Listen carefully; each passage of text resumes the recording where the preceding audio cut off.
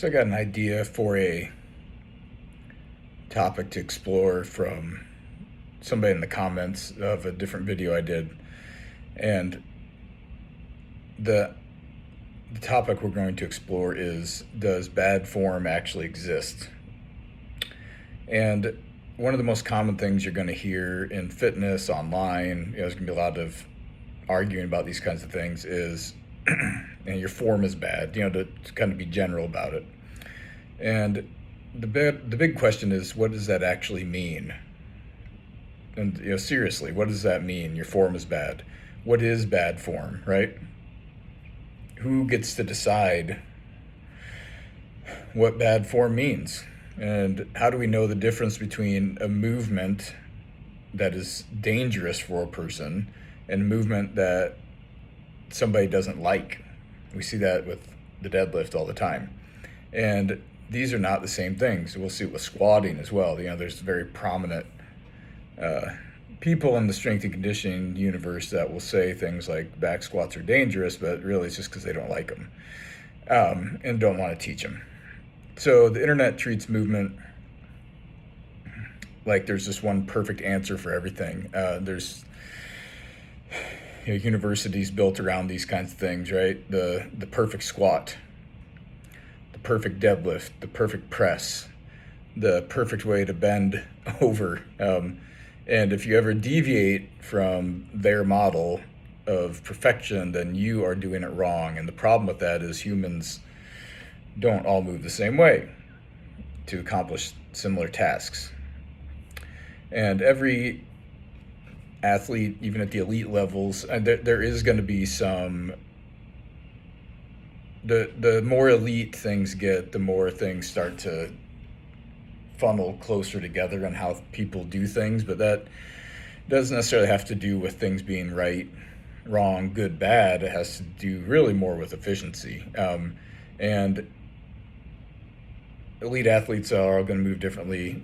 Go to Olympic weightlifting meet. Go watch the Olympic weightlifting on YouTube. Go watch elite strongman. Go watch elite running.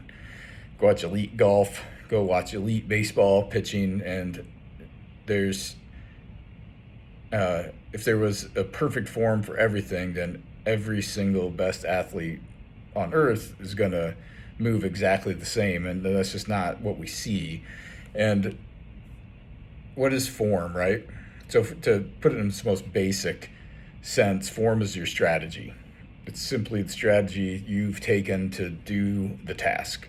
And it's going to be it's going to be how your body's organizing itself to do what you're asking it to do. And if we want to put it that way, there are going to be some strategies that people adopt that are going to be able to more efficient to do the task, be able to do it with less cost, to be able to do it in faster time with more power, all the above. There's going to be some things that are more economical. There's going to be some things that are going to be easier to repeat consistently over time. And there's going to be certain ways that it just seems to be better suited to the task and the goal that you're trying to achieve. But that doesn't automatically make every other strategy that people will choose dangerous. So the question is gonna, so the real question here is not, is the movement perfect? The question is, do you have control over the movement strategy that you've selected? And these are different things that, they're different discussions, right? So let's just go back to my favorite, the deadlift. If you follow along enough, I enjoy the deadlift. And if you look at two people that are deadlifting, let's say person A pulls the bar with what the internet has determined a perfectly neutral spine.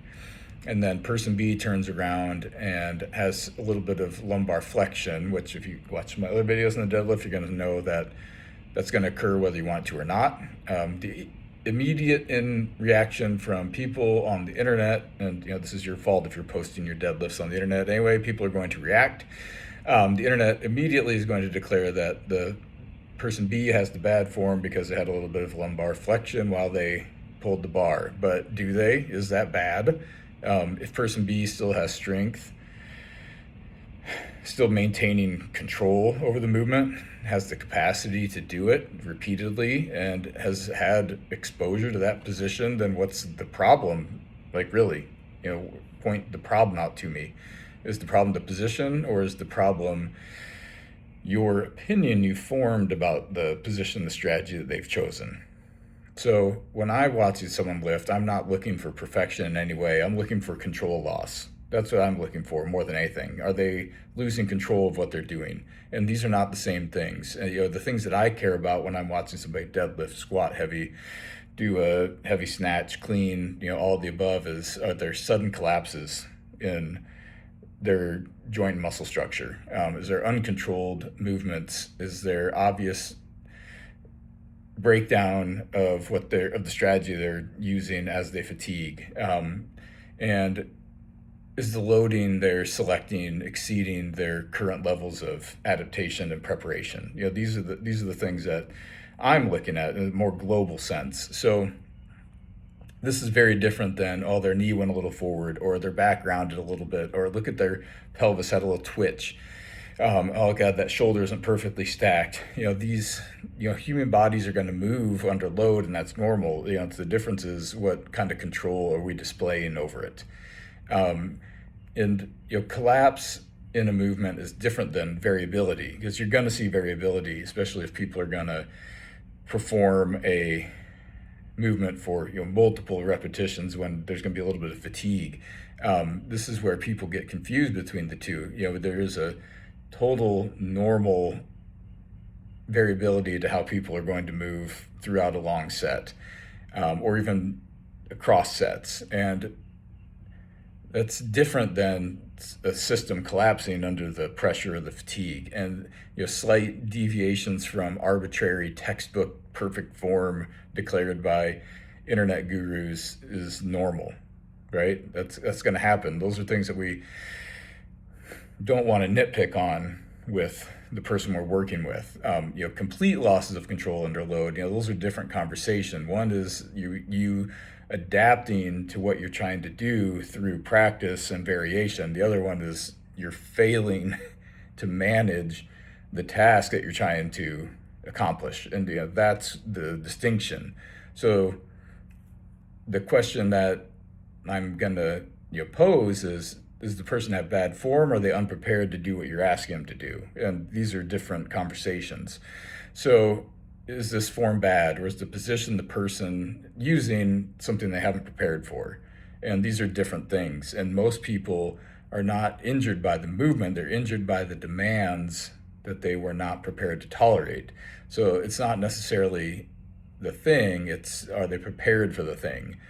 And it all comes back to the big point I've been trying to make on the channel is your body's not this fragile system. The spine's going to bend, the knees are going to travel forward. They're even going to come in a little bit at some loads. The shoulders are going to rotate. The pelvis is going to move during your squatting. The body's designed to do these things. The goal isn't to completely eliminate all of these controlled movements and variations. The goal is to own everything you're doing with control without big system collapse. So we often label things dangerous just because it doesn't look the way that we think it should. But that's not any science, that's just preference, right? And preferences are not injury mechanisms. So if I had to define bad form for someone, I would define it maybe in this way. Bad form is your inability to control a position or load that you are attempting to use. And not because the position that you're in is dangerous, but because the demands that you're placing on that position are exceeding your capacities. And that's how I view those things.